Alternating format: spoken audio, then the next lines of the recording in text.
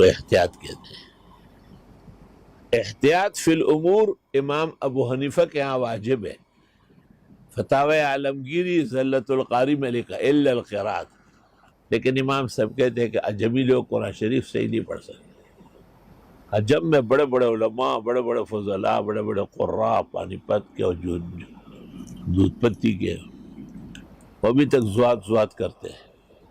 یعنی یہ طرح توجہ بھی نہیں ہوئی کہ حرمین میں قراءت 1400 سال سے متوارث ہے اور وہ دعات کہتے ہیں، اور پوری دنیا میں قرآن پڑھنے والے بہترین معیاری قرآن اہل مصر ہے، وہ دعات پڑھتے ہیں، اور دعات کا کلمہ معروف ہے، اور زوات جو ہے نا وہ اجنبیہ ہے، یہاں تک کہ کتاب میں لکھا ہے انہا مستحجنہ، قابل نفرت جملہ ہے۔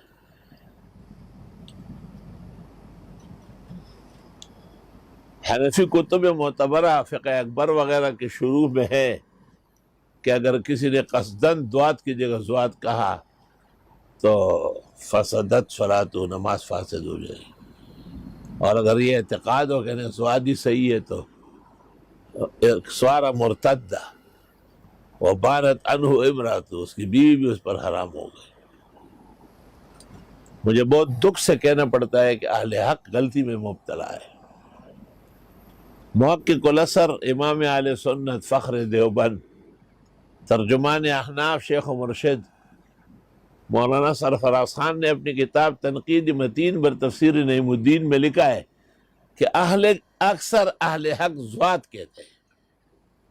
میں تنقید متین لے کے شیخ کے پیچھے گھر گیا، اور میں نے کہا کیا ہو گیا ہے اکثر اہل حق کو، دیوانہ وہ پاگل ہو گئے، وہ زوات کیوں کہیں گے؟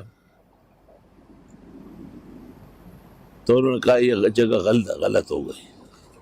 میں نے کہا نا زوات ہے ہی نہیں، اجنبی کلمہ ہے، اعراب نہیں جانتے۔ اگر آپ کہیں انی مریض واللہ ہم لا یجیبونک ولا یفہمونک حتی تقول انی مریض،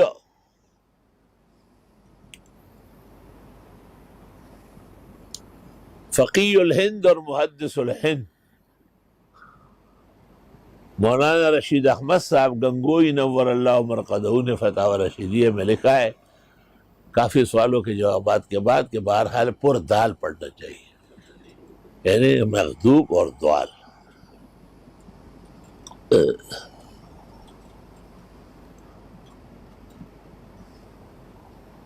مولانا محمد نعیم نے ایک رسالہ شائع کیا تھا جو میرے درس اور بیان کا جواب تھا، کیونکہ وہ بھی پانی پتی سے تعلق رکھتے تھے۔ میں نے وہ رسالہ دیکھا اور مولوی نعیم کو ٹیلی فون کیا کہ آپ ہر سال عرب قراء کو بلاتے ہیں، وہ کیا پڑھتے ہیں؟ کہنے لگے تو دعات پڑھتے ہیں۔ میں نے کہا جب وہ غلط قرآن پڑھتے ہیں تو آپ کیوں بلاتے ہیں؟ دوسری بات یہ ہے کہ لسان جوہر کے جلسے میں ان قراء کی موجودگی میں ہمارے ایک طالب علم نے تلاوت کی اور زوات پڑھا، انہوں نے کہا اس کو اسٹیج سے اتارو ورنہ ہم اترتے ہیں۔ ایش زوات، میں نے نجا عادل حرف۔